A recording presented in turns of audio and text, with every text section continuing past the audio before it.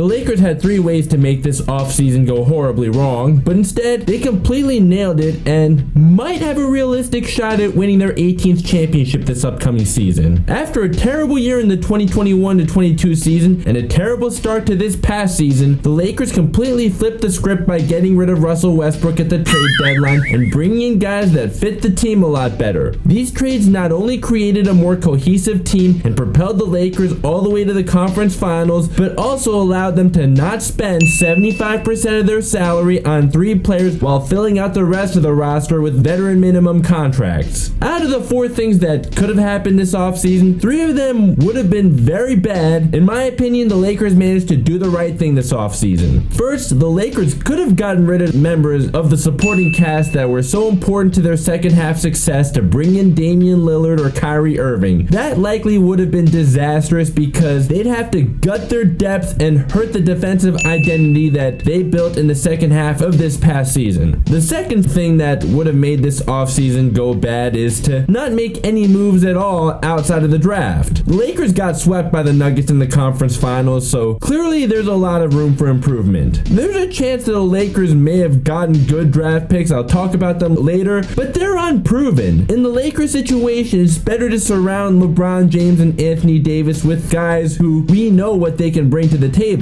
The third thing that could have derailed this upcoming season is if they couldn't bring back any members of the supporting cast that helped turn the season around because they could have left in free agency. The Lakers did a great job making sure that didn't happen. Let's start with D'Angelo Russell. I had second thoughts about wanting D'Lo back because he was inconsistent during the playoffs and was horrible in the conference finals. However, maybe some continuity with one team will help him since he's never had that in his career. He certainly can be relied on in the regular season, and I also find his defense to be underrated. I'm still concerned about when it comes playoff time, but this is a 2-year deal, so in the worst case scenario, he is tradable. He's making $18 million per year in these 2 years, and the salary cap is always rising, so I'm okay with this. Austin Reaves now. How did you let your agent get you a lesser payday than Dillon Brooks? For the better of the team though, I'll gladly have you back at a discount. Austin Reaves is a fountain of youth on this team and did great things in the playoffs. He's a knockdown shooter and isn't bad at creating his own shot. I can only see him getting better from here as he'll continue to have more opportunities with LeBron approaching 39. With LeBron taking less of the scoring load and inevitably missing some games, Austin Reaves can really have a breakout season this year. Rui Hachimura is a great role player because of his versatility on defense and provides scoring depth because he can play bully ball and shoot the mid-range. I don't think he got enough playing time last season, but now that this team has found its identity and we've seen how much Rui Hachimura can contribute on both ends of the floor, even more in the playoffs during the regular season, I fully expect him to play more minutes. He came off the bench a lot last season, but this year I'm hoping he can be a starter more often. What else is great is he's still really young at 25 years old. Hachimura may not be the 3-point shooter that you typically want to play alongside LeBron. He's still able to provide a good spark on offense because of his ability to hit the mid-range shot and play bully ball. He can sometimes knock down the 3, but he's not a high volume shooter. Maybe this upcoming season he will shoot more 3s though and make a good percentage of them. Jared Vanderbilt, another fountain of youth, is being brought back on a very cheap deal. Although he's very limited on offense, his energy on defense is contagious, and for that, I'm happy to have him back on a cheap deal. Only one of the 4 options that the Lakers had this offseason was going to be good, and that was to keep most of the key players while adding some new players to make this team even better than they were this past season. Let's look at the newcomers now, starting with Gabe Vincent from the Miami Heat. He broke out during the Heat's Cinderella run to the finals as the 8th seed this past postseason, upping his regular season average from 9.4 points per game to 12.7 points per game in the playoffs. Until the finals, he displayed the ability to shoot the 3, which makes him a perfect fit to play alongside LeBron. D'Angelo Russell will likely be the starting point guard, but Gabe Vincent is likely to share the floor with LeBron at times too. Vincent is also capable of playing both guard positions. He will replace Dennis Schroeder, who tends to struggle come playoff time. Gabe Vincent is also stronger than Schroeder, so while Schroeder is great at applying ball pressure on defense, Vincent is more capable of guarding bigger guards than Schroeder is. To sign Vincent for 3 years with an AAV of $11 million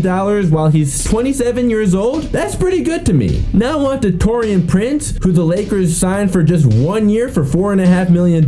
He's certainly an upgrade from Troy Brown. He and Troy Brown shoot roughly the same percentage from three, but Prince is easily better from inside the three-point line, and he's a solid defender too. Now there are potential diamonds in the rough in Cam Reddish and Jaxson Hayes. The Lakers needed a backup big man, and they got a very mobile one in Jaxson Hayes. Hayes had his role reduced this past season in New Orleans, but that could very easily change without any other real option besides Anthony Davis to play center, especially given AD's injury history. As for Cam Reddish, a former 10th overall pick who's yet to really establish himself, he's still 23 years old. He may never be a star, but could still turn out to be a good depth piece. Cam Reddish has no pressure on him whatsoever because of all the depth that's on this team. I said I'll talk about the draft picks later. Here we are now. I'm not so sure they'll be ready to contribute just yet because of the amount of depth that this team already has, but they could both potentially be good players. The 17th overall pick, Jalen Hood-Schifino, has a nice mid-range game. He's a good passer, has the strength to fight through screens and apply good ball pressure. He probably won't see much action right away, but I see him really being able to give this team a next man up mentality when there are any injuries. Maxwell Lewis, the 41st overall pick, also has some upside as a shooter and has good athleticism, but he needs to work on his defense. I think his athleticism and with the defensive identity that this Lakers team has, the defense is coachable. He may also have to wait to get his opportunity, but he has upside and could be a decent depth piece this upcoming season. His college coach has even said in his 26 years of coaching that he's never seen a player improve as much as Lewis did from his first day on campus until now. So did the Lakers do enough to win the championship? I'm not quite ready to confidently say yes to that because the Nuggets still have the best player in the world, and Jamal Murray will likely only get better. The Lakers did way more than the Nuggets did to improve their roster this offseason though. There are also other teams that could be a threat to the Lakers, but I don't think any of them are unbeatable. The Phoenix Suns don't scare me very much because Kevin Durant is about to be 35 and has never won anything away from the Warriors. They also need a starting point guard after Chris Paul's departure, and I see Cam Payne as more of a backup. I don't believe Bradley Beal will get them over the hump because he's not a good enough defender, nor has he been healthy in quite some time. Devin Booker's a great player, but I still don't view him as the guy that can be the best player in a championship team, at least not yet. He's still yet to prove that he's a good enough closer, which we've seen in each of the last three postseasons, especially late in the series where his team lost. The Warriors are too old now, and Chris Paul certainly won't solve that. I don't know how the Warriors have better betting odds to win the championship when the Lakers just beat them in the second round, and the Warriors' only major addition is a 38-year-old Chris Paul whose ball-dominant playstyle does not mesh with the Warriors' offense. In the East, I see the Bucks, Heat, and Celtics as threats, but I don't see any of them as unbeatable. The Celtics have been a team that's lived and died by the three for quite some time, and unless they change that, I believe the Lakers can definitely beat them in the finals if they face each other. The Heat may have a shot if they get Damian Lillard, but it'll depend on what they have to give up for him for me to think they can win a championship. Lillard's also about to be 33 years old, and while he can still score at an elite level, he never was a good defender, so why expect him to be one now? As for the Bucks, it depends on if they can stay healthy. Even if the Lakers still don't win the championship, I believe Rob Pelinka did everything he possibly can to give the Lakers the best shot to win it all. A year ago, I didn't think he'd last as a Lakers GM, but that's completely changed. He deserves a long extension that'll keep him here long after LeBron retires. Before I end this, I want to say, please run the offense through Anthony Davis. LeBron is still great for his age, but he's too old now to be the go-to guy on this team. When this team won the championship, AD was the go-to guy and LeBron was the primary playmaker. Same thing when they made their run to the conference finals. Please don't fix what's not broken. So, do you like what the Lakers did this offseason? Please let me know in the comments. If you did enjoy this video, a like would be much appreciated. And also, please be sure to consider subscribing and turning on notifications so you never miss another video. I'd love to have you as part of the team. Links to my social media are down below. If you'd like to see my most recent video or the one that YouTube recommends, both are up above. Thank you so much for watching. I'll talk to you in the next video.